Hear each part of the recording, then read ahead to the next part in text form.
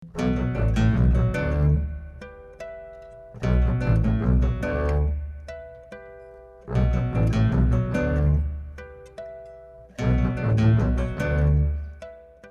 a presentar a nuestro invitado de hoy, que es el doctor Víctor Rivera. El doctor Víctor Rivera estudió biología en la Universidad Autónoma Metropolitana. Posteriormente cursó la maestría y el doctorado en la Universidad de Luisiana. Desde 2004 a la fecha, en la Universidad de Luisiana es profesor asistente en el Departamento de Oceanografía y Ciencias Costeras. Sus líneas de investigación han sido los ecosistemas estuarinos y costeros, la biogeoquímica de los humedales, el modelado del paisaje y los modelos de ecosistemas, el manejo de costas y la Le damos la bienvenida, doctor. Muchas gracias. Y gracias por Gracias. Voy a ver si funciona. Muy buenos días, gracias por la invitación. Como pueden ver, la información que les voy a presentar el día de hoy realmente es información de varios colegas a través de una colaboración interdisciplinaria, multiinstitucional, a través de el programa de Long Term o Investigación Ecológica a Largo Plazo de uno de los sitios LTR del problema de Estados Unidos. Este programa actualmente abarca 26 sitios que están distribuidos en la masa continental propiamente de Estados Unidos y también en el Caribe, en el Estado Asociado de Puerto Rico y en el Pacífico Occidental. Cada uno de estos sitios tiene diferentes ecosistemas o representan diferentes ecosistemas. Estos ecosistemas van desde la zona del Ártico hasta bosques templados, sistemas semiáridos y sistemas costeros. Precisamente uno de los sitios LTR es el Florida Coastal Everglades, que es donde hemos venido trabajando. Era de los sitios jóvenes en el 2001 cuando empezó. Llevamos ya 10 años trabajando ahí y, como les comento, es un esfuerzo multiinstitucional y multidisciplinario.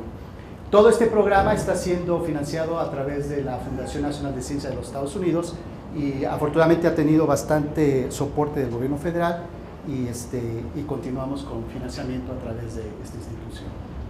Nuestro programa en los Everglades aborda varios aspectos relacionados con los elementos del ecosistema. Tenemos desde consumidores secundarios, productores primarios, ciclos bioquímicos y la serie de factores que afectan el comportamiento tanto estructural como funcional de este sistema, que va desde el efecto de las mareas, el cambio climático en relación al cambio del nivel del mar, huracanes, como ya verán más adelante, y sobre todo el hecho de que este sistema está actualmente siendo modificado por el control de los aspectos hidrológicos. Aunque está cerca o las áreas de trabajo está dentro de un parque nacional, tiene un impacto fundamental los manejos que se hacen en la parte alta de la cuenca. De los productores primarios, bueno, me voy a enfocar en algunos aspectos de manglares, que son los que quiero compartir con ustedes el día de hoy. Para aquellos que no están familiarizados con el ecosistema manglar, me permití poner algunas diapositivas nada más para dar un contexto y una definición. Los manglares en general son denominados como aquellas plantas que viven algunas personas llaman ecosistema de manglar o bosques de manglar, o mangal como se conoce en el sureste asiático. Estrictamente se reconocen como árboles tropicales restringidos a comunidades establecidas en las zonas de intermarea y adyacentes, y también se conocen como árboles y matorrales leñosos que florecen en hábitats dentro de este sistema de manglar.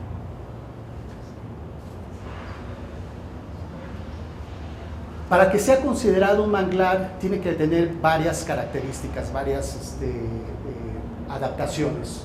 El primero es que tenga una fidelidad al ambiente del manglar, del ecosistema de manglar, es decir, que no se extienda hacia las partes terrestres, que tenga un papel dominante en la comunidad vegetal a través de la formación de bosques homogéneos, que haya estructuras morfológicas para las adaptaciones al ambiente, son plantas que crecen en ambientes marinos, salobres, y que están asociados a estas estructuras asociadas al intercambio de gases y sobre todo en las formas de reproducción a través de la viviparidad, que le da una ventaja competitiva tremenda con otras especies. También que tenga algunos mecanismos fisiológicos para la exclusión de sal, para poder crecer en estos ambientes salobres, no únicamente a través de la exclusión, sino también de la excreción de sal. Y también, no la última, pero sí una de las importantes, es que tenga un aislamiento taxonómico de sus parientes terrestres, al menos a nivel de género. La primera división que tenemos en la distribución de manglares está dado desde un punto de vista jerárquico, tanto espacial como temporal, a nivel global. Y generalmente uno los encuentra en una banda entre las latitudes norte y sur de 25 grados. Este es el mapa que acaba de publicar Christian Geary en el 2011 precisamente, donde pueden ver ustedes más o menos la distribución en todos los sitios. Y lo que uno nota de esto es que el desarrollo más extenso de manglares ocurre cuando la temperatura promedio del aire del mes más frío es mayor a 20 grados centígrados. Y cuando el rango estacional no excede los 10 grados centígrados. La distribución global de estos sistemas, particularmente estando en estos límites, está correlacionado con la isoterma de 16 grados de temperatura del aire del mes más frío. Y esto lo puede ver aquí fácilmente en las corrientes oceánicas, donde el caso más típico que generalmente yo señalo es la corriente Humboldt, donde pueden ver que el límite del Pacífico está en el país de Perú, y justamente coincide con donde se genera el niño, la niña, etc. Son temperaturas más amplias. Y lo mismo sucede en el caso de la costa de África. Precisamente en la distribución más hacia el norte, en el área donde vivo yo, que es Luisiana, al lado de Texas, lo que estamos teniendo es la presencia de una de las especies, Avicennia germinans, que está expandiéndose precisamente muy probablemente a través del cambio climático, donde hay un mayor incremento de la temperatura, donde tenemos una mezcla con algunas de las marismas dominadas por Salicornia, por Spartina patens y Arteriflora. Entonces, en esta área está siendo tomada en consideración para poder monitorear los cambios medios de temperatura en relación a cómo esa banda intertropical está inclusive modificándose y está migrando hacia la parte norte. Y también pensando ahorita, hablando con mis colegas expertos en manglares aquí en Conavio, Joana me decía que, ya no me acuerdo, en Texas han encontrado, en la desembocadura del río Bravo, han encontrado Avicennia. Otro colega del sistema de USGS de Estados Unidos decía que precisamente el río Bravo, el río Grande para los americanos, actualmente no tiene mucha agua ya, se está secando y ha aumentado la salinidad, y también es una de las causas por las cuales Avicennia ha empezado a expandirse hacia la parte norte, hacia las zonas más tropicales, templadas. Los patrones globales de la distribución de la riqueza de especies, encuentran que en el Indo-Pacífico tienen de 40 a 50 especies, de las cuales 39 se encuentran en Australia. Hay una drástica reducción en la costa oeste de África debido precisamente a la precipitación y la aridez. En el caso del neotrópico, se encuentra la mayor diversidad en las costas de Colombia, Panamá y Costa Rica, con aproximadamente 10 especies, pero la riqueza disminuye conforme se incrementa la latitud. Estas son las especies más comunes para el neotrópico: Avicennia germinans, Rhizophora mangle, Lanucularia racemosa. Conacarpus erectus es considerado, pues, no manglar estrictamente, sino una especie asociada, pero por fines de clasificación generalmente es otra de las especies que se considera dentro, sobre todo para el caso de México, en la dominancia en diferentes regiones del país. También es del artículo de Geary, y ellos lo que acaban de estimar utilizando imágenes satelitales del año 2000 es un área de 137.760 kilómetros. Esto es importante porque a través de los años ha habido diferentes estimaciones por diferentes instituciones, y esto tiene una relevancia fundamental porque es lo que nos va a permitir hacer el cálculo de reducción de área a nivel global. Esta área está distribuida en aproximadamente 15 países que tienen la mayor área, el mayor porcentaje. Aquí pueden ver el cambio drástico de Indonesia a Australia, del 22 o 23% al 7.1% en Australia, y luego baja a Brasil y luego México. O sea, de acuerdo a este estudio, México ocupa el 4º lugar en cuanto a la distribución global de manglares. Existe un reporte del 2009 no recuerdo bien el nombre de esta institución, Copano, no recuerdo muy bien, Conavio. Conavio estimó 770,000 hectáreas, que la comparación entre la que tiene Geary y ellos es de más o menos el 4%, no tan mal, o sea, para una cuestión comparativa con diferentes criterios, lo cual da una confiabilidad también en relación a lo que ellos están haciendo o como lo quieran ver,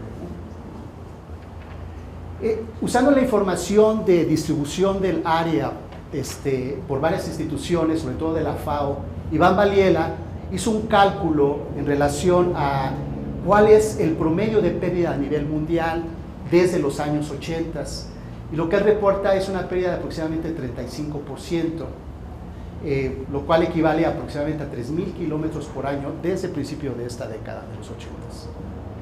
Aproximadamente eso da un porcentaje del 2.1%, lo cual coincide más o menos lo que aquí en México se ha estimado en términos generales. Otro aspecto fundamental cuando estamos hablando de la distribución de manglares es que tenemos que considerar dónde están y qué relación tienen en el ambiente en el que crecen. Como un nivel jerárquico, el grupo de nosotros establece como una distribución a nivel de kilómetros cuadrados en función precisamente a los escenarios geomorfológicos que definen en gran medida los aspectos hidrológicos, hidrodinámicos donde los manglares crecen. No voy a hablar mucho de esto, pero para darles un ejemplo, por ejemplo, no es lo mismo hablar de los manglares del delta de Tabasco que hablar de los manglares que se encuentran en la península de Yucatán o Baja California, que son ambientes climáticos y geomorfológicos muy diferentes. Dentro de cada uno de estos, precisamente debido a esas diferencias tanto de sedimentación como hidrológicas, se encuentran generalmente 4 unidades fisionómicas que definió desde los años 70 Ariel Hugo, Sam Snedeker, de los artículos más citados a nivel mundial, no únicamente a nivel de manglares, sino de ecología tropical, donde ellos clasifican, tienen 5 categorías, que ahorita les voy a enseñar la otra, pero las más dominantes son los enanos, no en el contexto de lo que es un enano genéticamente, sino es una cuestión de manifestación fisonómica de poco crecimiento. Los riberinos, su nombre lo dice, lo que están asociados a mayor agua dulce, los de franja, que están cerca de las orillas, y los de cuenca, que están más hacia el interior. Estos diferentes unidades ecotipos o fisionómicas están determinadas en gran medida por las variaciones hidrológicas y de topografía, y esto es bien importante tenerlo en cuenta cuando uno está tratando de entender los aspectos de productividad de estos sistemas, y sobre todo en el tema actual de los bienes y servicios que este tipo de sistemas proveen. Y es fundamental tener en consideración estas clasificaciones. Estos son ejemplos, estos son los enanos, los de franja, estos son ejemplos de México. Este es la laguna de términos en Pomatasta, y este es el típico, una clasificación que se llama Overwash, que básicamente se encuentra más en el neotrópico en Florida, que es donde Ariel Lugo y Sam Snedeker propusieron esta clasificación. Sí. Generalmente no se encuentran más en otras áreas. Bueno, en base a estos tipos funcionales podemos en términos generales establecer la relación que se da en estos cambios hidrológicos. Este es un modelito muy general que ha sido muy útil para poder establecer la interacción que se da a nivel de la hidrología para poder entender cómo funcionan estos sistemas desde el punto de vista de exportación de materia orgánica y de sumideros de nutrientes. Entonces tenemos por un lado los sistemas riberinos, donde hay un gran aporte de agua dulce, hay una mayor exportación, que contrasta con aquellas áreas que están dominadas más por la marea a través de un flujo bidireccional. Y por último, en el caso más drástico, donde tenemos áreas más interiores, donde existe una mayor acumulación de materia orgánica y donde puede haber una mayor acumulación de nutrientes, ¿no? Esto tiene que ver mucho, sobre todo cuando uno está tratando de hacer presupuestos de nitrógeno o de carbono en este tipo de sistemas. Finalmente, aún dentro de cada uno de estos ecotipos definidos por la hidrología y la topografía, vamos a tener 3 tipos de gradientes. Los recursos, que pueden ser los nitrógeno, fósforo, los gradientes reguladores, como puede ser la salinidad del ácido sulfídrico porque como viven en áreas que son anóxicas por la cantidad de inundación, donde hay una mayor demanda de oxígeno, el sulfuro es reducido a ácido sulfídrico y ese tiene un efecto tóxico, inclusive en la absorción de nutrientes.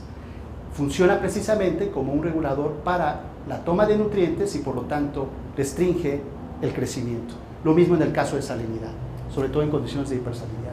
Y finalmente, estos gradientes de hidroperiodo, que están definidos por 3 variables fundamentales, que son la frecuencia, la duración y la profundidad, que a través de la interacción determinan mucho del comportamiento en las tasas de remineralización, de acumulación, etcétera, de los diferentes nutrientes en el área. Así que esta es una foto de uno de las unidades fisonómicas que tenemos en Florida, donde están definidos en gran medida por estos 3 gradientes. Y eso es lo que quiero que lo tengan en mente para cuando ahorita les presente la información en el caso de Florida. Bueno, ¿cuáles son los aspectos importantes de Florida? Bueno, en el caso del sur de Florida, esta área ha sido impactada negativamente debido a los cambios y alteraciones hidrológicas que se han dado durante los últimos 80 años, sobre todo en el desarrollo tanto de la agricultura como el desarrollo urbano. Lo reconocerán, la ciudad de Miami, que tiene una huella urbana bastante significativa en relación al comportamiento de los diferentes sitios. Los efectos negativos se han manifestado en la reducción en la comunidad de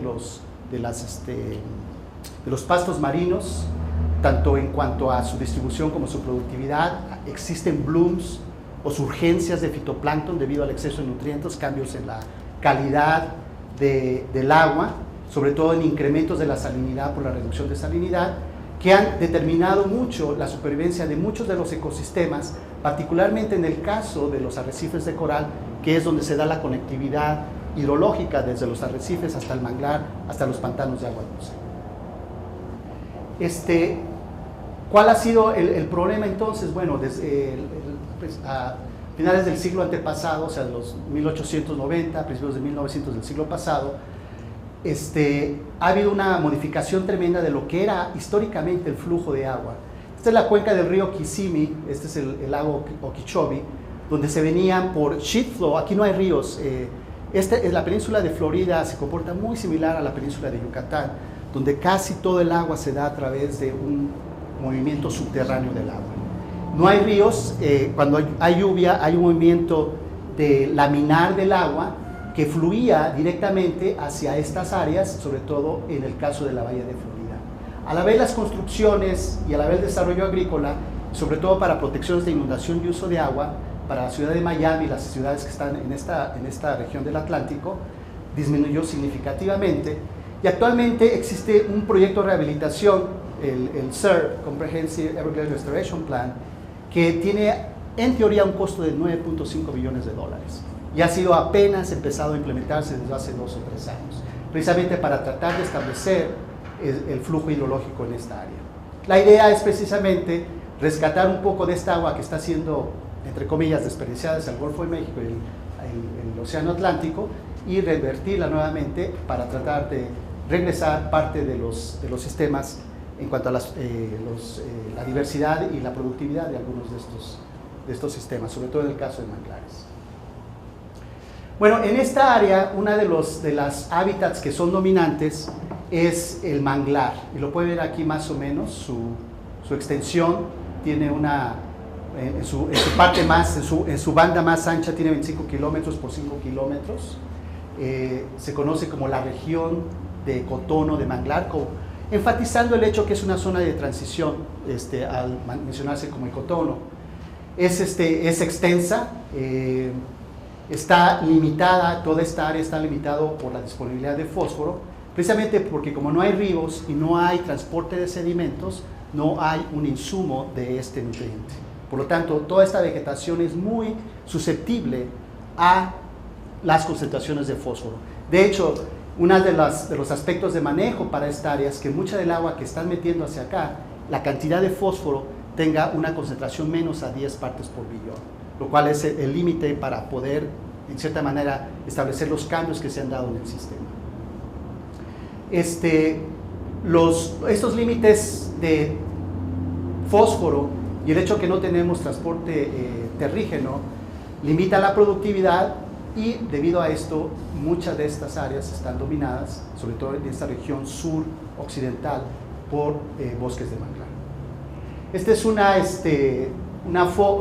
imagen satelital y a través de varios procesamientos donde hemos logrado, utilizando tecnología de LiDAR y radar, determinamos cuál es la altura promedio de los árboles. Aquí pueden ver muy claramente cómo está establecida la diferencia en cuanto a la distribución espacial de la altura, con los árboles más altos en esta área y los árboles más pequeños en la parte central y sureste.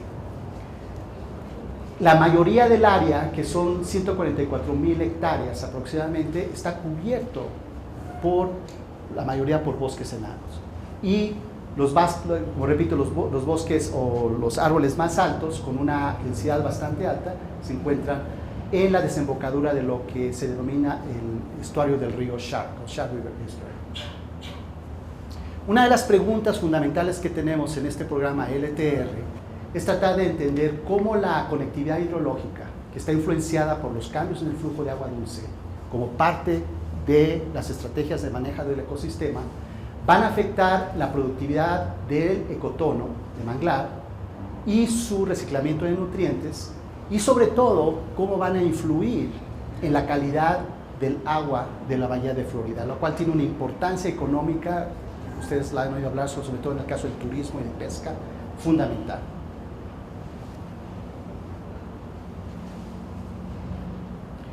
El programa de FCE de los Everglades, básicamente el diseño experimental se dio a través por las cuestiones de financiamiento y todo, a través de una estrategia de establecimiento de transectos. Como tenemos dos áreas muy específicas, tenemos lo que sería el transecto del río Shark y el transecto del slough de Taylor. El slough se define precisamente lo que les comentaba como un área donde no hay un flujo de agua canalizado, sino es un flujo laminar, bastante pequeño en cuanto a su profundidad y que se da sobre todo en forma episódica.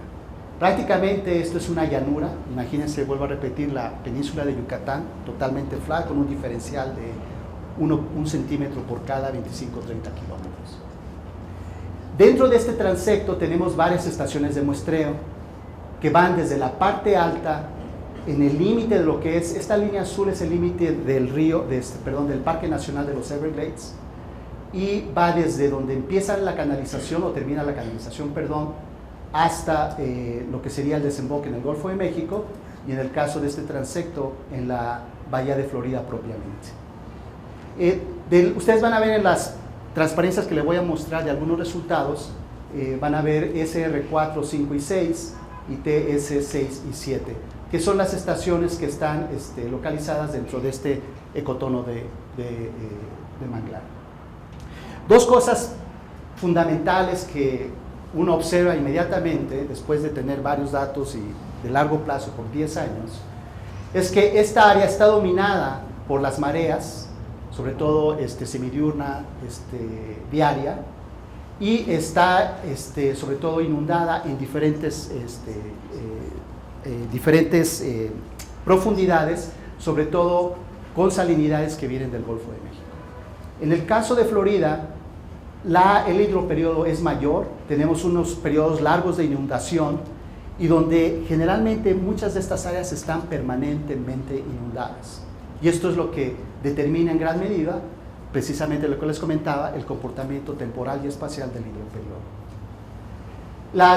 Los suelos son calcáreos, precisamente es una plataforma carbonatada, Los suelos son orgánicos en su mayoría, sobre todo aquí en la zona del ecotono. Los más densos se encuentran en la bahía de Florida. La concentración de fósforo en estos sitios disminuye significativamente de la parte de donde está la frontera con la zona costera hacia adentro. Es decir, hay menos fósforo en la parte interior de la que se encuentra en la parte de la costa. ¿Por qué? Bueno, precisamente porque hay una limitación de fósforo de entrada y por otro lado, por el hecho de que estamos teniendo una descarga de agua subterránea que se da sobre todo en esta área, donde tiende a incrementarse la concentración de fósforo. La otra causa, ahorita se las voy a comentar. Entonces tenemos una limitación de fósforo. Generalmente uno encuentra concentraciones altas, sobre todo para las tres especies o las tres moléculas de fósforo que las plantas obtienen, que no las voy a mencionar aquí. Pero eso es importante por la cuestión de selectividad. La variación en la concentración de fósforo y nitrógeno en la columna de agua sigue perfectamente las variaciones estacionales, sobre todo de épocas de lluvia y secas. La concentración de fósforo nuevamente en la columna de agua, anteriormente les estaba hablando yo de la concentración en el suelo, en la columna de agua es también muy baja, de 1.7 micromoles para aquellos que hacen calidad de agua, lo cual nos indica que de todos los ecosistemas que uno tiene datos de calidad de agua a nivel mundial, sobre todo en latitudes tropicales, es uno de los más bajos. Aquí pueden ver en estas bandas grises la influencia que tiene a través de las tormentas tropicales, que son muy comunes, sobre todo ahorita en época de lluvias, a finales de este año. Una de las fuentes de fósforo está dado por este intercambio de marea. La flecha representa en cierta manera el grado de intercambio a través de la marea que se da entre el oeste y el sur, el centro-este de Florida, ¿no? Entonces tenemos más fósforo, o sea, de hecho el sitio está limitado por fósforo, pero dentro de toda esa limitación hay más fósforo aquí del que encuentra uno acá. ¿Pero qué es la línea negra esta de aquí? La línea negra de la gráfica es como está aquí, está representando el nivel del agua, el nivel del agua, es el nivel del agua dentro del manglar. O sea, el cero es el nivel del suelo, perdón. ¿Sí? Entonces es la cantidad, en este caso está inundado aproximadamente 20 centímetros en general del nivel del agua. Y aquí lo que estamos teniendo es la influencia de la precipitación y cómo la precipitación está directamente correlacionada con el nivel del agua que se da en aquellas áreas donde tenemos monitoreo en lagos o canales. Entonces, básicamente el mensaje aquí es que tenemos un diferencial en influencia de la marea y tenemos diferentes concentraciones como resultado de eso. Bueno, ya vieron ustedes que existe una diferencia en la altura de los árboles. Ya comenté que hay una limitación de fósforo y que tenemos más fósforo en esta región. Los estudios de productividad que hemos hecho en los últimos 10 años nos dicen que la productividad primaria neta en esta área es de aproximadamente 2.000 gramos por metro cuadrado por año de peso seco, mientras que en esta área es de aproximadamente 340 gramos. Hay una diferencia bastante drástica. Entonces la pregunta es precisamente cómo va a cambiar estos patrones de productividad en la medida que nosotros tengamos una mayor entrada de agua dulce en esta área. Y sobre todo cómo esta diferencia en productividad está influyendo no únicamente en las áreas aledañas, sino las aguas costeras. Así rápidamente les puedo decir que existe una exportación de carbono orgánico total, precisamente por la distribución del manglar en esta área. Ven aquí diferentes sitios que corresponden a la gráfica. En el eje de las X o de las Y tienen la concentración de carbono orgánico, y lo que ven es un gradiente donde diferentes sitios tienen diferente influencia en relación a la distribución de este compuesto químico con referencia a la zona. Aquí lo pueden ver graficado con la salinidad, lo cual implica que hay una correspondencia en cuanto a la exportación, donde hay una producción hacia la parte de la costa. Básicamente el manglar sirve como una fuente carbono total, y también no únicamente es el total, sino es en la cantidad y la calidad de las diferentes especies de carbono. En este caso se ha detectado que hay una exportación bastante significativa de materia orgánica disuelta en el aire. Rudolf Jaffe, que es un geoquímico, tiene un grupo bastante alto y utiliza técnicas de trazadores, sobre todo tanto isotópicos como de marcadores orgánicos. Ha demostrado cómo la influencia del ecotono está relacionado no a nivel del estado actual, sino también pasado. Y él ha identificado un compuesto químico, el taraxerol, en los sedimentos de la bahía de Florida, y aquí se ve claramente cómo hay una diferencia en la concentración conforme uno se aleja del área.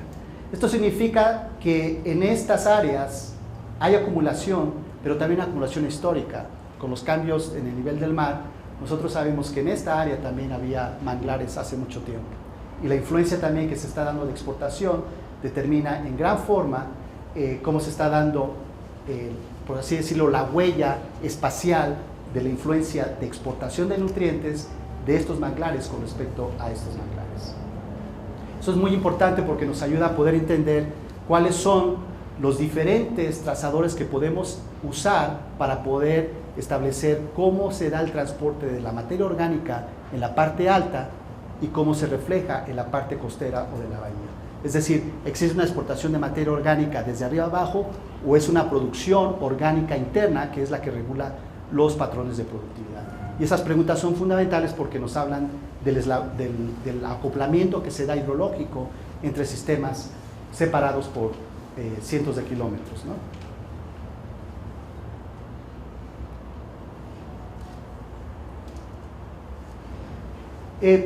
Otro ejemplo que les quiero dar en relación a la diferenciación con respecto al papel del ecotono, ya vieron que estos son los más altos y aquí tenemos los más, los árboles de menor estatura. No los voy a aburrir con muchos de los resultados, pero básicamente lo que quiero enfatizar aquí es que en esta área del transecto de Taylor, es un área donde hemos enfocado muchos de los esfuerzos para poder entender la biogeoquímica del fósforo, el nitrógeno y el carbono y poder entender cómo se dan los procesos tanto de pérdida como de acumulación. Este es el Taylor River, el río Taylor, que no es tanto un río, sino es realmente un canal de marea, aunque la marea aquí no tiene ninguna influencia. Y aquí pueden ver dos de las estaciones TSPH6 y TSPH7. Aquí lo que pudimos hacer es hacer una delimitación del área, porque aquí hay datos de más de 50 años en cuanto a la hidrología, y eso nos permite poder hacer unas extrapolaciones tanto ¿cómo se dice? Hacia atrás, retrospectivas, y poder hacer con la modelación proyecciones al futuro, ¿no? Es importante aquí en el caso del nitrógeno porque una de las preguntas es, ok, si el fósforo es limitante, entonces si nosotros metemos agua y estamos controlando el fósforo al meter agua en esta área, ¿cómo va a influir en los procesos de reciclamiento del nitrógeno? Y más importante, ¿cómo se va a dar esa exportación hacia la bahía de Florida, que también es muy susceptible al enriquecimiento de nitrógeno? Entonces, este estudio fue en ese contexto, financiado por la NOAA, EPA. Ahí utilizamos varias técnicas para poder medir no únicamente la fijación de nitrógeno, sino la desnitrificación, la acumulación. Pudimos establecer cuáles eran los potenciales de nitrificación con diferentes técnicas. Pero, ¿esas casetas que miden son meteorológicas o qué dijo que aspectos hidrológicos? Sí, están localizadas en estos puntos rojos y son sitios de monitoreo de nivel de agua, de salinidad y de conductividad. Y también tienen medición de flujo neto de agua hacia arriba y hacia abajo, lo cual nos da cálculos volumétricos para poder entender con la concentración cuál sería la carga neta de entrada y salida del agua. Y con esa información es como construimos precisamente este modelo hidrodinámico, utilizando desde métodos de balance de masas hasta el comportamiento hidrodinámico para poder hacer esas extrapolaciones a diferentes niveles. Es uno de los primeros modelos que se han generado a esta escala de menos de 1 kilómetro para esta área. y en base a este balance de masas hemos podido establecer cuál es el gasto neto de agua dentro de este sitio, y con esa información poder hacer el balance tanto de fósforo como de nitrógeno, y poder entender si esta área es una fuente o un sumidero. En este caso, por ejemplo, a través de las mediciones de desnitrificación, fijación, de atrapar, pudimos hacer una estimación de los déficits que se dan en relación a la fijación y desnitrificación, y con esto pudimos hacer una proyección en función a los déficits, lo cual nos da una idea potencial de cuál sería el papel funcional desde el punto de vista de aceleramiento en el procesamiento de ese nitrógeno dentro del sistema. Lo cual, como el distrito, la agencia que se encarga del manejo del agua en Florida, en el sur, fue la que financió parte de este proyecto, y ellos están interesados en conocer cómo va a darse este proceso, precisamente porque esta área de Taylor es una de las primeras donde se va a dar los cambios hidrológicos hacia esa área. Entonces es una área prioritaria para poder entender este asunto. Bueno, el otro punto importante, además de todos los cambios antropogénicos que tenemos en ese lugar, están los huracanes, los cuales son cambios climáticos fundamentales que se dan en el paisaje. Aquí pueden ver unos ejemplos de algunos de los más importantes. Aquí está delimitado el ecotono de manglar. Aquí pueden ver precisamente la intersección que se da y en el efecto que se ha venido dando, sobre todo en los últimos 15 años. Precisamente en el 2005, el huracán Vilma le pegó a Yucatán, y se siguió, dio la curva y le entró directamente precisamente hacia nuestros transectos. Esa es la belleza de los estudios a largo plazo, ¿no? Donde hubiera sido casi como un diseño experimental. Bueno, ¿qué pasaría si entra un huracán en esta área? Bueno, justamente eso es lo que sucedió. Aquí pueden ver parte del ojo, la velocidad. Estos son los daños que obtuvimos. Y esto es importante porque este tipo de perturbaciones a esa escala son las que van también a tener una influencia fundamental, sobre todo estamos hablando de bosques, en los aspectos sucesionales y de reciclamiento de nutrientes. Lo que logramos determinar aquí, ¿se acuerdan de que decíamos que aquí hay una mayor entrada, los árboles son más altos aquí? El que era mi profesor de doctorado y unos estudiantes en los años 90, ellos propusieron la hipótesis que los huracanes tenían en base a las concentraciones de fósforo, de ese fósforo, gradiente de fósforo invertido que les dije. Generalmente si uno lo hace aquí en México es al revés, hay más fósforo adentro que en la parte de la cuenca. En este caso era al revés, y ellos hipotetizaron que había una entrada de fósforo por tormentas tropicales y probablemente por huracanes. Bueno, aquí está la prueba de ello. Justamente después de que se dio la entrada, una deposición de aproximadamente 4 centímetros de sedimento en esta área. Y aquí pueden ver lo que se depositó por el huracán y lo que generalmente se encuentra en los primeros 10 centímetros del sedimento. Tenemos una deposición de casi el 40.5%. ¿Qué significa eso en cuestiones de escalas? El cambio climático, que lo relaciona mucho con el nivel del mar, la elevación del nivel del mar actualmente en promedio es de 2 o 2.5 milímetros por año, ¿sí?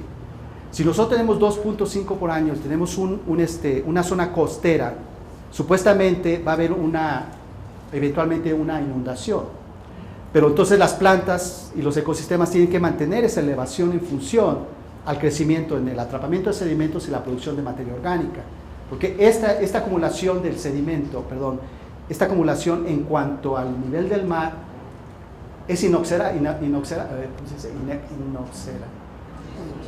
eso. O sea, en el sentido de que es algo que nosotros no tenemos control, que se viene dando en forma, inclusive se está acelerando. Pero si hubo una acumulación, imagínense, de 4 centímetros y hubo erosión y nos quedamos con 2 centímetros y hay un aumento de 1.2 o 1.5 milímetros por año, quiere decir que en un año este manglar subió en elevación, lo que sería el equivalente de 25 años de cambio en el nivel del mar para esta región. Es decir, que estos huracanes no nada más tienen un efecto en los cambios estructurales, sino también en el aporte de elevación y en el aporte de sedimentos que determinan los cambios estructurales. Y este ha sido uno de los estudios más directamente, estableciendo más directamente la función de estos episodios en relación a la acumulación de nutrientes, no nada más en Florida, sino en el neotrópico en general. Lo publicamos apenas hace el año pasado. Bueno, en conclusión, entonces lo que estamos teniendo son diferentes áreas espaciales en relación a cómo se dan los diferentes procesos, tanto de transporte de agua como de retención y de acumulación de nitrógeno. Lo que hemos encontrado, en una forma de resumen, es que la productividad muestra diferencias significativas, lo cual tiene una implicación fundamental para poder hacer modificaciones al plan de restauración del sitio. La productividad está regulada por la entrada de fósforo a través de fuentes marinas y sobre todo por la residencia del agua a través de los cambios en el periodo. Es evidente que dadas estas magnitudes en los cambios y las tasas de resiliamiento que hemos encontrado y la conectividad que se tiene en cuanto a la exportación de fósforo y nitrógeno, el manejo del agua va a tener un efecto bastante importante, sobre todo para la región de Taylor, en Taylor River, y que el Shah River posiblemente a través de los cambios que se den en la salinidad, al haber una mayor entrada de agua dulce, inclusive empieza a haber una reducción del área un área occidental. Conforme la salinidad disminuye, muchas de las poblaciones de humedales que son de agua dulce van a tener una colonización hacia la entrada de estas áreas altamente productivas. Entonces va a haber como un efecto sándwich que se va a dar dependiendo de la magnitud que se tenga en la entrada de agua para la zona de Shah River. Y finalmente, uno de los aspectos que estamos ahorita no es fácil, tratando de entender con mayor detalle, es cómo se da la entrada de fósforo a través del agua subterránea para mantener la productividad tanto de estos sitios que tienen una entrada mayor de fósforo en el Golfo de México y aquellas áreas donde están determinadas por el hidroperiodo en las regiones de la Bahía de Florida. Esta parte de procesamiento, flujo neto y cargas de fósforo del agua subterránea hacia la parte alta, todavía no tenemos muy buena idea de cuánto se está importando. Una de las preguntas más importantes cuando estamos hablando de manglares, no nada más en Florida, sino en el neotrópico a nivel mundial, es cuando hay cambios hidrológicos. Ya vimos cómo la hidrología en este caso determina no únicamente la distribución, sino la fisonomía del bosque y también la productividad. La salinidad es uno de las variables que restringe en gran medida la productividad y la distribución de estos árboles. Entonces, una de las preguntas más básicas es qué pasa cuando la salinidad es de más de 90 partes por mil. Generalmente, para darles una idea, el agua marina tiene 35 partes por mil de sal.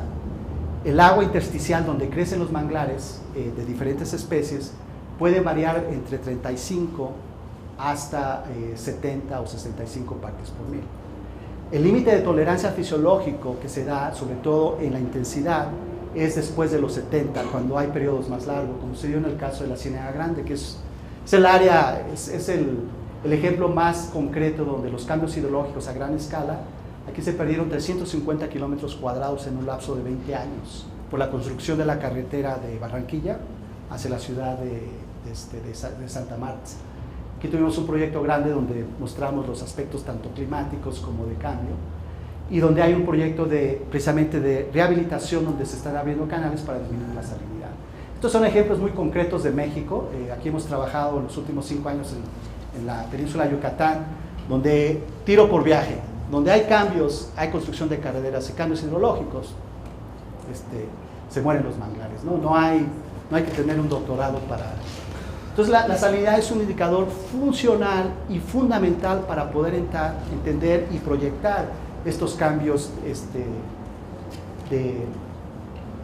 lo cual nos trae precisamente a todo este rollo del marco socioecológico, ¿no? Que es lo que nos interesa para poder establecer la concentración. Desafortunadamente de Macintosh a PC se cambió todo esto, pero más o menos ven aquí la la idea general. A ver si se... Déjenme poner todas porque la animación está toda hecha bolas. Bueno, primero que nada tenemos el ambiente geomorfológico, que está determinado por las propiedades funcionales y estructurales, que está influenciado por el río, la marea, la lluvia, el viento, el sol, etc. Todo esto determina todas estas variables que determinan el tipo de sistema que tenemos. De aquí, pues la sociedad determina cuáles son los bienes y servicios. Ya sabemos muy bien, como ya lo han venido comentando, la calidad del hábitat, del agua, suministro de nutrientes, tapa de sedimentos y protección de la línea de costa. Esto es lo que nos interesa. Y de aquí tenemos una serie de usos y valores que están en función al uso específico de estos bienes y servicios. La cultura y la economía tienen una restricción social, así como el río, la marea, tiene una restricción ambiental. Estas dos variables son fundamentales para poder determinar cómo van a ser afectadas estas variables ambientales. Yo les digo, en el neotrópico no es lo mismo estar en Colombia que estar en Honduras, que estar en México. Aunque somos latinos y hablamos el español, la cultura y la forma de aproximación al desarrollo económico es totalmente diferente. Y los niveles de impacto también son bien diferentes. Y ahí que sea fundamental actualmente en los proyectos LTR de Estados Unidos, hay un énfasis fundamental para poder integrar el conocimiento de los antropólogos, de los sociólogos, de los economistas y trabajar en conjunto en proyectos con los ecólogos para poder establecer lo que actualmente inclusive está de moda, que es el carbono. Ahorita el carbono ha tomado pues los aspectos de manejo y conservación a nivel mundial y nacional. Ha sido ahorita una de las metas precisamente por las preocupaciones en cuanto a la deforestación, cambio climático y la producción de CO2 a través de esa deforestación. Y ahorita se maneja mucho el famoso Blue Carbon, que está en función precisamente a la capacidad de atrapar carbono por los diferentes ecosistemas. Ha habido diferentes evaluaciones, por ejemplo, este es de un trabajo que se hizo hace 2 años, donde ellos evalúan para los diferentes sistemas costeras tropicales, arrecifes de coral, pastos marinos y manglares. Ellos establecen un valor en dólares por hectárea de aproximadamente 91,000 dólares por hectárea por año. Ahorita hablábamos precisamente con los colegas del grupo de manglares cómo es fundamental, si estamos hablando de hectáreas y estamos hablando de servicio ecológico en función al atrapamiento de carbono y potencial fuente de CO2, cómo es fundamental tener bien claro esa distribución y cuáles son los procesos a través de los cuales se está dando esa conservación. Y es ahí que, desde el punto de vista, en el caso de nosotros, de los que estudiamos manglar, es una de las partes más débiles que tenemos en cuanto al entendimiento de los ciclos biogeoquímicos de este tipo de humedales. Este es un trabajo que publicamos hace 3 años, donde hicimos un análisis de la producción y la función de los manglares a nivel global, tratando de establecer las diferentes entradas, tanto de consumo interno como de exportación. Y lo que calculamos es aproximadamente, en cuanto a productividad primaria, un valor de 218 teragramos de carbono, utilizando una extensión de 160,000 kilómetros, que es el número de la FAO. Claro, ahora nos enteramos ya que es mucho menor, por lo tanto este número es menor. Es como se da la supervivencia de este tipo de cifras, ¿no? Con este valor, entonces, lo que tratamos de establecer es cuáles serían los destinos o cuál sería el uso a nivel interno y de exportación. Y lo que nos encontramos es que a la hora de hacer el presupuesto con los datos que teníamos de productividad y con los datos que tenemos en los diferentes procesos de ¿cómo se dice?, de segmentación del carbono a través de orgánico disuelto, particulado o inorgánico, aproximadamente más del 50% del carbón que fijan los manglares, no podíamos, ahora sí que cuadrar las cifras. Es decir, si queremos, hicimos un cálculo de la cantidad total de biomasa y de carbono, y en base a cuánto es esa producción, nosotros tratamos de ver con los cálculos de productividad que se tienen actualmente, tanto de biomasa aérea y biomasa subterránea, tendrían que darse una concatenación, o sea, tendrían que ser valores muy similares. Pero a la hora de hacer las estimaciones, nos dimos cuenta que no podíamos, que 50%, teníamos perdido 50% del carbono. ¿A dónde está ese carbono? Y una de las hipótesis que manejamos es que mucho del carbono que se produce dentro del manglar está siendo exportado como nitrógeno, como hago más nitrógeno que carbono, como carbono disuelto inorgánico. Es decir, que toda esa cantidad de carbono, ¿sí?, está siendo exportada hacia afuera. Lo cual, cuando uno hace los presupuestos, por eso es que no nos dan. Esa es la hipótesis de trabajo que tenemos actualmente y es donde se han enfocado muchos de los esfuerzos actualmente para poder entender cuánto se secuestra de carbono realmente. Este artículo apareció apenas el mes pasado en Geoscience y ha creado todo un movimiento fuerte para la conservación de manglares. Afortunadamente, ¿no? Ya ven, en algo teníamos razón.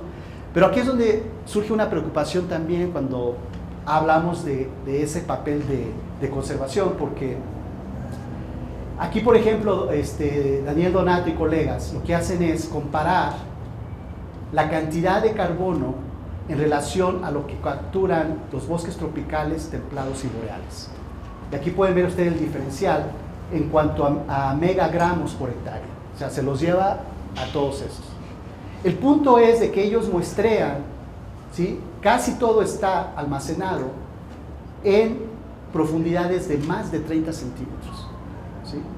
Y tenemos aquí que de 0 a 30, que es donde se dan muchos de los procesos biogénicos, están acumulados en esta área. La escala de acumulación de carbono, estamos hablando aquí de cientos de años. ¿Sí? O sea que este carbono no se acumuló a la misma tasa que se acumula en los bosques templados o boreales. Entonces quizá esto sea una sobreestimación desde el punto de vista de que estamos teniendo manglares del Indo-Pacífico. ¿Cómo se da esa acumulación en manglares del Neotrópico, por ejemplo, o de África? Y sobre todo, ¿cuáles son las escalas de acumulación que se da en relación a la acumulación en esta capa de más de 30 centímetros de profundidad? Aquí pueden ver ustedes ya con más detalle, ellos lo vieron en dos, en oceánicos y estuarinos, la acumulación que se da arriba y la acumulación que se da abajo. Pero esto tiene que ser factorizado en función precisamente a lo que les decía.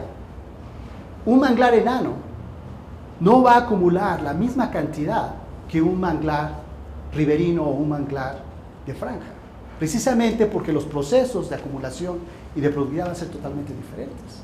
Entonces, si yo agarro este valor y lo multiplico por el área total de manglares en el mundo, no tiene sentido. Entonces, uno tiene que tener muy claro cuál es la distribución fisionómica de estos árboles para poder realmente valorar desde el punto de vista del blue carbon. Cuando ya estamos hablando de créditos de economía, acuérdense, $190,000 por hectárea por año. Estamos hablando de una cantidad fenomenal, pero si en el caso de Florida, ya vieron ustedes, más del 70% son manglares enanos, pues Florida tendrá unos manglares muy bonitos, pristinos, etcétera, pero en cuanto a su capacidad de acumulación, no es lo mismo que estar en el delta del Tabasco o estar cerca del Amazonas. Entonces hay una diferencial espacial que es fundamental. En el caso de México, que afortunadamente tenemos todos los gradientes, tanto tropicales, subtropicales y ya templados, aunque eso va a cambiar, nos da... Perdón, ¿y también hay diferencial en tiempo? Absolutamente. Pues, efectivamente, sobre todo desde el punto de vista del efecto climático, con relación a los huracanes, donde vamos a tener inclusive ese almacenamiento y esa respiración. Y esto es importante porque en cuanto a los tiempos, no es lo mismo que se respire el carbono dentro del sistema, que esa materia orgánica sea respirada en otro sistema. Entonces, yo puedo tener mucho carbono, pero a la hora de hacer el balance de masas, la respiración no es ahí, por lo tanto la funcionalidad no es la misma. Y eso es importante porque la definición de productividad primaria neta y bruta es fundamental para este tipo de cálculos. Y es precisamente lo que estamos tratando de hacer, porque este sistema, a la hora de hacer los cambios, han oído ustedes hablar de las torres de eddy diffusion, que básicamente lo que miden a través de, solamente son técnicas micrometeorológicas que ahora están utilizadas desde hace 35 años y actualmente en manglares Esta es la primera torre que existe en el neotrópico. Había dos que estaban en India y Malasia, pero no en una forma constante. La idea es que con estas torres pueda uno medir lo que le llaman el NNE, el Net,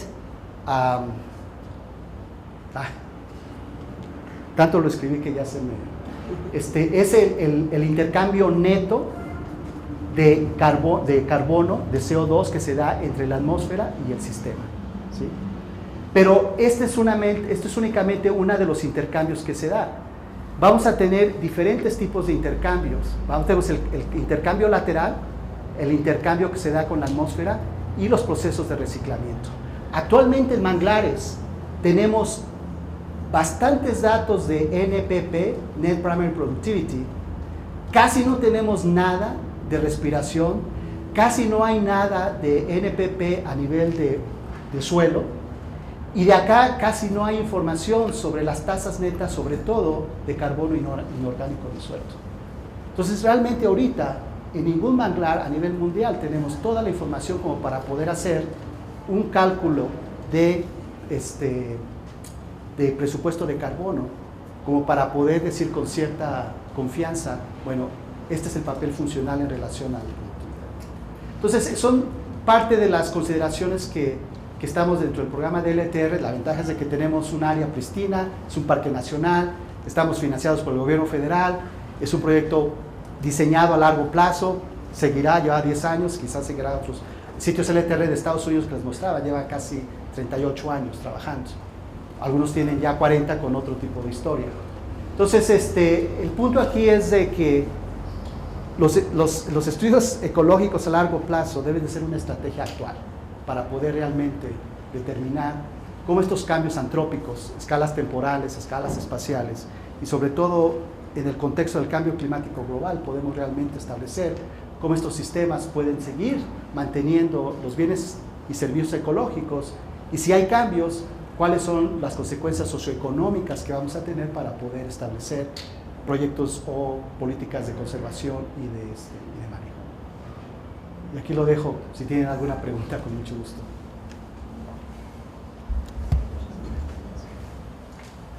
Muy interesante su presentación, sobre todo la parte del carbono.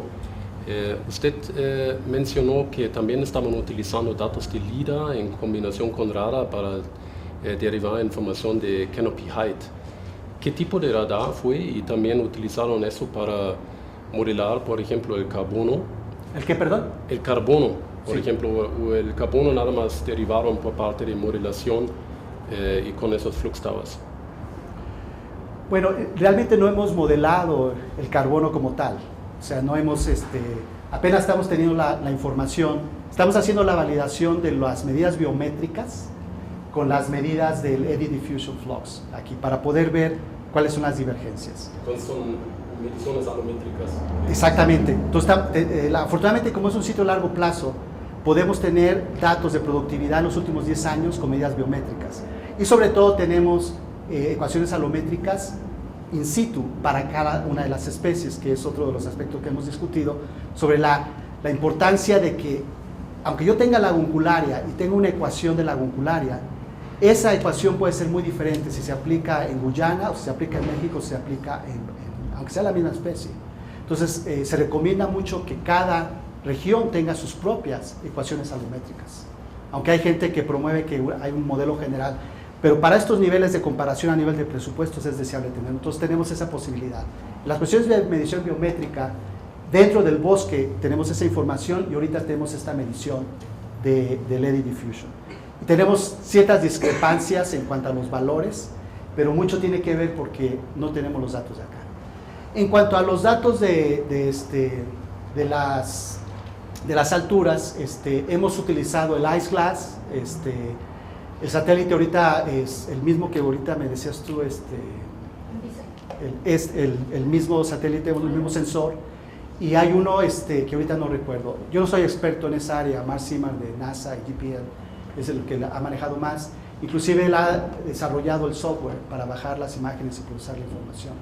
Y una de las ideas, lo hicimos en Colombia, con el IceGlass, para aquellos que no lo conocen, es el que utilizan para ver los cambios de las capas de hielo en el Antártico. Ya ven que son variaciones de casi 1 milímetro. Entonces, esa información satelital con radar la estamos utilizando para hacer la validación de alturas con respecto a los periodos de inundación del agua. Y casi todos los valores que tenemos de producción de datos de altura y de biomasa lo hemos hecho por el tipo de diseño experimental que tenemos, con validaciones de campo bastante extensivas. Y además, como se han venido dando huracanes y eso, hemos podido también hacer diferentes mediciones de las ecuaciones salométricas para hacer el cálculo de biomasa, lo cual nos da una ventaja en ese sentido, ¿no? Pero para otros sitios pues es más difícil. Sí, creo que nos vamos a reunir, ¿no? Contigo, ¿no? Espero, para que podamos discutir con más detalles si quieres. ¿Alguna otra pregunta? Siguiendo lo que estaban retomando, lo que estaban diciendo, en la imagen donde presenta los árboles, la zona donde tienen mayor altura de las especies, ¿cuáles son las zonas más altas en cuestiones de altimetría? ¿Cuáles son las, perdón? Las zonas más altas. ¿Las zonas más altas en relación a qué? ¿Al nivel del mar? Ahí han hecho la relación de la altimetría. Microtopografía con el nivel del mar. No más de 15, 20 centímetros de diferencial. Y ahí donde presentan los roseles más... Ah, bueno, casi todos tienen en relación a la microtopografía, en relación al nivel del mar, es casi la misma topo, ¿sí? No hay diferencias topográficas. Es en relación a la acumulación de sedimento y de nutrientes. O sea, no tiene nada que ver que una sea más alta y que otra sea más baja. Esa que era por donde ibas, ¿no? Sí. Yo tengo una duda. ¿El aporte de agua dulce que le están dando para un poco a toda esa región está controlada? Absolutamente. ¿Y qué la tienen? ¿A través, hicieron una especie de caudal ecológico para definir cuáles son las cantidades de agua que se tienen que aportar para los diferentes estacional y de día? Excelente pregunta. Ese ha sido uno de los grandes discusiones dentro de los proyectos de manejo de la apertura y cierre de compuertas. Está súper compartimentalizado desde la parte alta hacia la frontera con el parque. De hecho, una carretera que se llama Tamiami Trail, que conecta Miami con la costa del Golfo de México, es precisamente la frontera. Y ahí ahorita se está haciendo apertura de canales. ¿Cuántos metros cúbicos tengo que meter yo para bajar, por ejemplo, la salinidad o para determinar, mantener la productividad? Todo eso ha sido con proyectos pilotos a nivel regionales y locales y con modelos de simulación. El distrito, el South Florida Management District, tiene unos modelos hidrodinámicos de 1 kilómetro por 1 kilómetro, donde han hecho la simulación de entrada en función a la capacidad de carga y reducción de salinidad con referencia a los cambios de salinidad en la propia bahía. El modelo hidrodinámico de nosotros hace precisamente eso. También tenemos la parametrización en función a lo que entra, lo que sale, lo que se aporta de agua dulce y la reducción en la salinidad, ¿sí? Entonces sí hay bastante información. El caudal ecológico, desde el punto de vista de cuánto hay que meter para mantener la función, ha sido más desarrollado en función a los criterios de protección y de disponibilidad de agua más que del ecosistema. O sea, aquí las ciudades han ganado y la agricultura más que el parque de los Everglades. En eso no hay duda. Entonces, ahorita sí se ha hecho, por ejemplo, para Taylor, sí está un cálculo en función a los resultados de los modelos para meter, sobre todo por Taylor River, cuánta agua va a entrar. ¿Tienen jurídicamente alguna ley o algún artículo que obligue a definir un X volumen de agua para ecosistemas? Para el funcionamiento de agrícola y de protección, definitivamente. Y también a nivel de entrada de nutrientes, que está definido desde hace 15 años. En cuanto a cuánto necesita el sistema, realmente está como pedigüeño el sistema, porque es realmente en base a los criterios de, sobre todo como ha habido, Exactamente, y los cambios ahorita de precipitación, como ya lo comenté, están en función a cuánto llueve en Florida, más que la entrada de ríos. Entonces, y los huracanes últimos, ha habido muchos problemas de inundación. Entonces, algunos de los proyectos que se tenían de medidas de entrada de agua han sido totalmente puestos a un lado y se ha hecho más el criterio de protección y de mantenimiento de los niveles del agua en la parte alta para las zonas agrícolas. Entonces, pero sí hay legislación en ese sentido. Bueno, muchas gracias nuevamente.